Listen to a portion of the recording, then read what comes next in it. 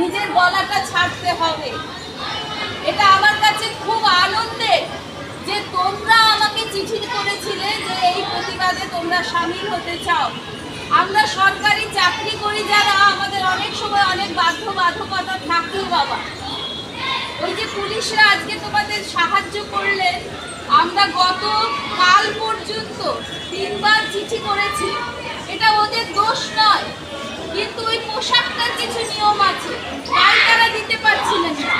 কিন্তু দেখো আজকে যে ওরা চলে এসেছে, ওই পোশাকটার নিচে যে মনুষ্যত্বটা আছে তার টানে ওরা আজকে এসেছেন, কিন্তু অফিসিয়ালি কোনো পারমিশন আমরা পাইনি। আর আমরাও ঠিক করেছিলাম যদি ঢুকতেই হয় জেলে, তাহলে আমরা রাস্তায় বেরিয়েই ঢুকবো, এই ঘরে বসে আমরা থাকবো না। সেই কারণে হয়তো তোমাদের আলাদা করে আর মেসেজ দেওয়া সম্ভব ছিল না। দরকারও নেই, সব কিছু সোশ্যাল মিডিয়াকে টেনে নিয়ে করতে হবে তা নয়। তোমাদের সবসময় মাথায় রাখবে অন্যায়ের বিরুদ্ধে প্রতিবাদ করার জন্য দিল্লি দিল্লি সবসময় পৌঁছতে হবে তা নয়। তুমি তোমার বাড়ি থেকেই প্রতিবাদটা শুরু করো, তোমার কাজটা তুমি করো। আর এটা কখনো হতে পারে না যে সমাজ তৈরি হয়নি বলে। আমি আজকেই পড়ছিলাম মেয়েদের বলা হচ্ছে রাত্রে ডিউটি কমিয়ে দেবে, আসলে এটা একটা পলিসি। মেয়েদের কাজ থেকে সরিয়ে দাও, ওদের ঘরে বসাও। হ্যাঁ, এগুলো একটা একটা পরাধীনতা।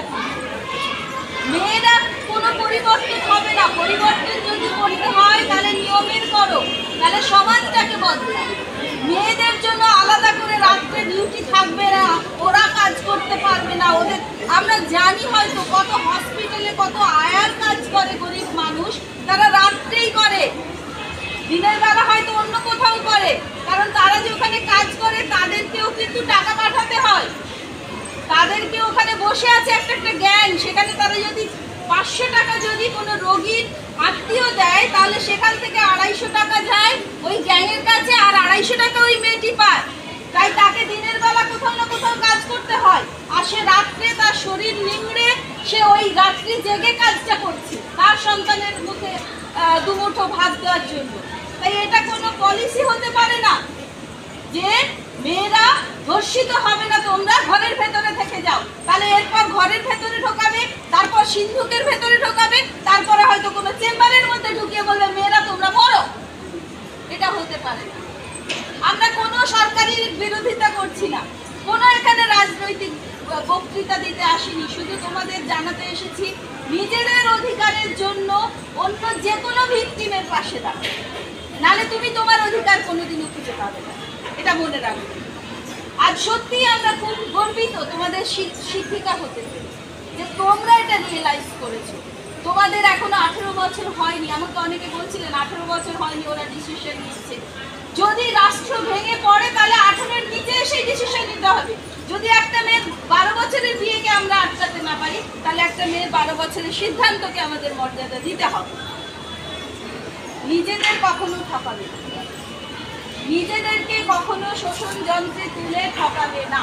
এবং তোমার মতো একটা মেয়ে, সে যাই করুক না কেন, যেই হোক না কেন, তোমার যদি শত্রুপক্ষ পুরো উল্টো দিকেও দাঁড়িয়ে থাকে, তার প্রতি যখন ইনজাস্টিস হবে তখন অবশ্যই রাস্তায় নামবে।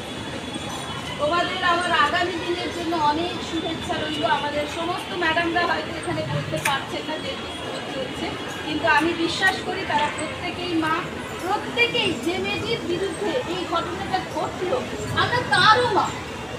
কারণ তার অপমান মানে আমাদের প্রত্যেকের অপমান। তাকে ওইভাবে নৃশংসভাবে ধ্বংস করা মানে আমাদের প্রত্যেকের গায়ে সেটা এসে পড়েছে। আর যারা করেছেন তাদের মতো যারা সাপোর্ট দিচ্ছেন না, তাদের প্রত্যেকের গায়ে ওই রক্ত লেগে, প্রত্যেকের গায়ে। আমাদের সকলের তরফ থেকে তোমাদের জন্য অনেক শুভেচ্ছা রইল। আমরা 1 মিনিট যে ভিকটিম তোমরা সবাই জানো, তার নাম প্রকাশ আমরা করবো না, কিন্তু সে আমাদেরই ঘরে, সে আমার মেয়ে, ওনার মেয়ে, ওনার মেয়ে, সবার মেয়ে, তোমাদের বোন, তোমাদের দিদি, সবার। একজন ডাক্তার যখন পরিষেবা দেন তিনি দেখেন না কিন্তু কি ধর্ম, কি জাত, কোন ফ্যামিলি থেকে বিলং করছে, কিচ্ছু দেখেন না। কিন্তু সেবা করতেই এসেছি, আমরা তাকে নিতে পারলাম না, আমরা তাকে রাখতে পারলাম। আমরা তার জন্য 1 মিনিট নীরবতা পালন করবো। তারপর